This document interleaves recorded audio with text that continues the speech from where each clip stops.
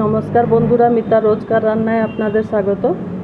গরমকালে আনাজপত্র তো সব কিছু ভালো পাওয়া যায় না, তাও এই কিছুটা বিনস ছিল, এটাকে আমি মশলা ভাজা করে আমি দেখাবো।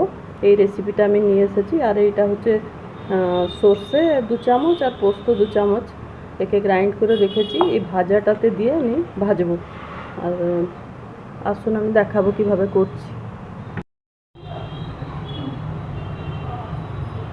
3 চামচ মতন সাদা তেল দিয়ে দিয়েছি কড়াইতে। এবারে একটু কালো জিরে ফোড়ন দিলাম।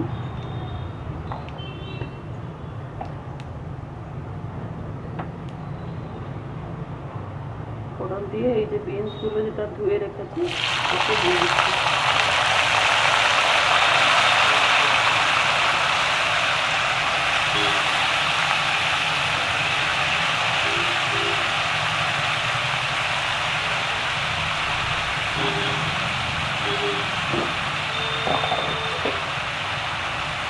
পরিমাণ মতন নুন দিলাম।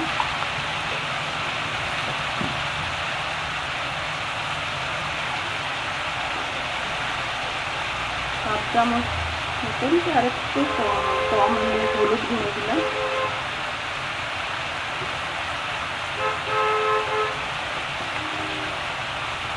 কাশ্মীরি লঙ্কা গুঁড়ো 1 চামচ দিলাম।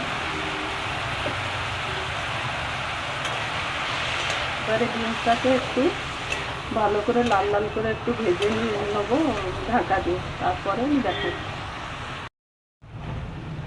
বিনটা অর্ধেকটা ভাজা হয়ে গেছে। এবারে সর্ষে পোস্ত যে বাটাটা এর ওপরে দিয়ে দিলাম। দিয়ে ঢাকা দিয়ে দিলে এই জলেতেই এটা সেদ্ধ হয়ে পুরো শুকনো শুকনো হয়ে যাবে, ভাজা ভাজা হয়ে যাবে, তখন দেখাবো।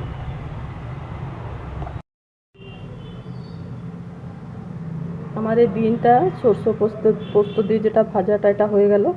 এর উপরে একটু ধনে পাতা কুচিয়ে একটু ছিটিয়ে দিলাম।